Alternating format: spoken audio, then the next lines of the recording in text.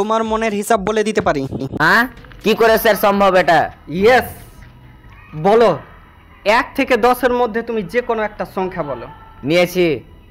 এবার ওটাকে ডবল করো। করলাম।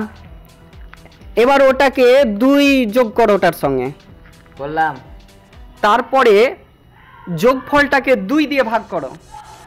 করলাম। এবার যে ভাগফলটা পেলা, প্রথমে যেটা ধরেছিলা ওই ভাগফল থেকে বাদ দাও।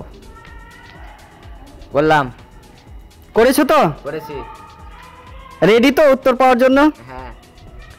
তোমার ফলাফলটা 1 হবে, ঠিক না? কি করে স্যার সম্ভব এটা? এটাই তো ম্যাজিক, আর এটাই তো ম্যাথ। আর এই রকম ম্যাজিক পেতে অবশ্যই চ্যানেলটিকে সাবস্ক্রাইব করে রাখো, আর ভিডিওটি লাইক করতে ভুলবে না। যদি কোনো কমেন্ট করার থাকে অবশ্যই কমেন্ট করো। তো চলো।